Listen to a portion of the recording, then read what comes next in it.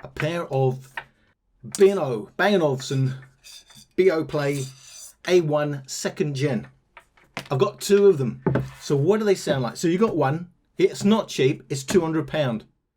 Is there any point in spending £400? You could get yourself a nice mini hi-fi for 400 quid on two oversized pancakes. Is it going to improve the sound to warrant £400 as opposed to already expensive £200? Going to try and answer that. The first thing to say is, how do they pair? I'm going to say, when they're paired, there's no wireless lock. It's unusual now to find your speakers. You pair them in stereo. All these Chinese knockoffs, you pair them in stereo. They're now locked in stereo. You turn them off, and when you turn them both back on, they automatically know, yeah, he wanted us in stereo. They connect in stereo. Not going to get that with your B&O A1. We are still manually having to pair them in stereo. You can do it manually, and when I say manually, you can go into your app and pair them. But when you turn them off, it will be locked when you turn them off. They'll turn off together, whoopee. When you turn them back on, they're back into two singles. They haven't got together yet. So that's really annoying, because you want to quickly turn them on and have them in stereo. At this sort of money, I'm expecting that.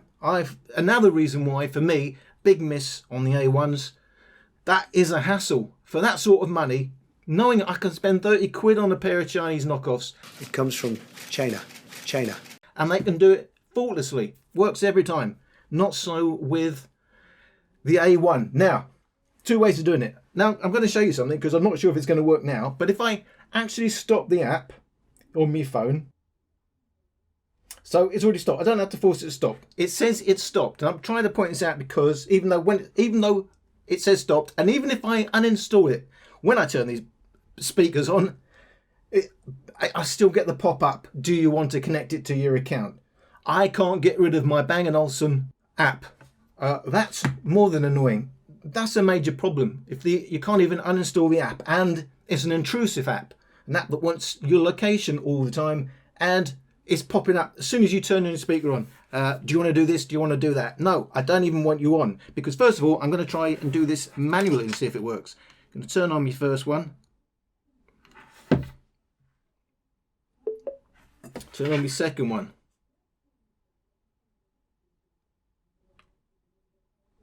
Now, it will already default to the second one because I'm on a Bluetooth 5. I need to really unpair one of them to stop the other one overwhelming the other one, so I know which one is on. But the grey one I know is now connected because it was the second one. But if I try and only have it paired to one to make this easier, I'll still get asked do I want to pair it. It's really annoying. I didn't get the pop-up yet, so that's good. Let's see if I can go ahead. I know this is the master now because that's the one I'm actually connected to. So it's the master I have to manually connect first. I hold down the Bluetooth. It will first go blue, but then it will go white. And when it goes white, I can take my hand off. Now I can take my hand off. And now I've got to do the same one on what will be the slave. Let the Bluetooth light go blue, but wait till it goes white. Now, let's wait and see if they pair. Do I get... Now, there you go. I've got the pop-up there, and even though the app was supposed to have been stopped. Now, are they paired? Let's have a listen. Let's do me testing. Right channel, left channel, left channel, left channel, right channel, right channel, right channel, So, left channel, left. That didn't work. Should have worked. Absolutely no reason for that not to work. It didn't work. Sometimes it worked and sometimes it doesn't. So now I'm going to have to go into the app.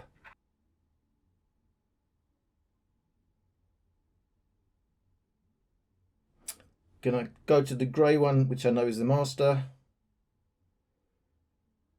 And now I will tell it to connect to my other one in stereo.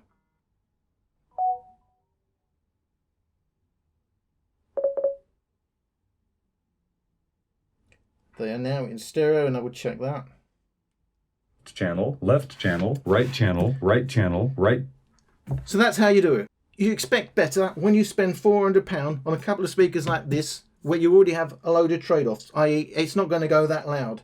I will say, in use, when it's in stereo, I am getting interference. It's a lot better if I paired it manually and I don't have the app running. When the app is running, I do get every so often little cutouts and kind of electronic noise interference type of sounds. It's not a pain-free experience, I have to say.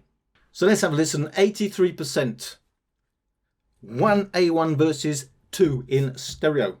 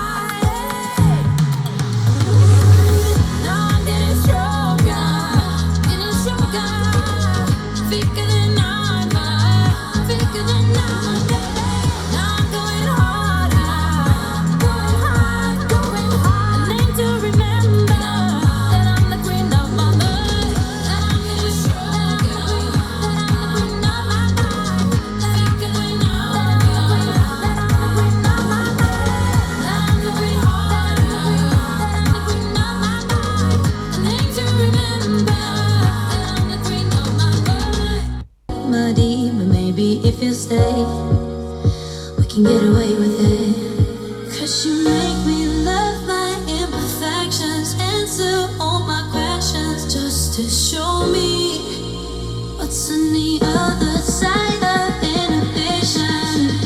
No apologies, my baby. I do you do 'cause I'm feeling so good.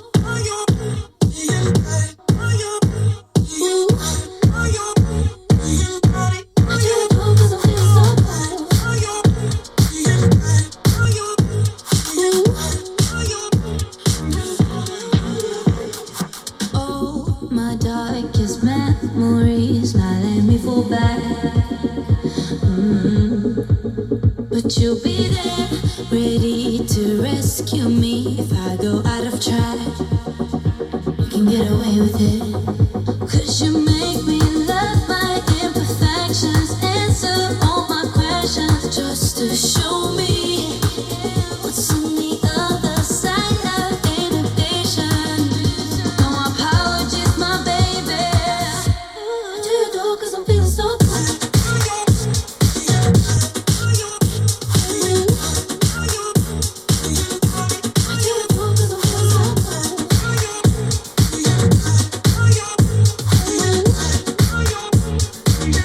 It sounds nice in stereo, as you would hope when you have, you know, wide stereo, one there, one there. It's going to sound a lot nicer than one in mono. But the difference is on the subtle side. The difference in the volume is not that much, maybe a decibel. The big difference is in the bass. So you get a bit more of a wallop in the bass, and you get it where you'd want it, obviously after 80%, and it starts reducing its bass already. Not entirely, but there is a bass reduction. It's nice to have a bit more oomph, and it's quite a bit more oomph. It's about 3 decibels. How does it hold up at maximum volume? Jab, uppercut, body blow. This is uncharted waters getting TKO'd. The ladder's broke, now there's nothing left to do. I'm just out of energy, I'm handing off to you. So take the ball from me, big it to not fumble. Break the wall for me, need the brick to crumble. And this is past its prime, this is Fred Durst. I'm running out of time, things are only getting worse. Say goodbye to the 2020 vision. Things are blurry now and I'm sitting in this prison. I'm wondering why I've been put in this position. Someone check my pulse, I'm not in the best condition. But maybe now I can really start to listen and use this transition and fuel my ambition. And maybe now I can give myself permission to see what I've been given and not focus on what's missing. January was solitary, February broke my heart. March was misplaced, later erased. Spring was called up from the start. April showers brought no flowers because May was dreary gray. Gloom and June, it came too soon and all our dreams were washed away.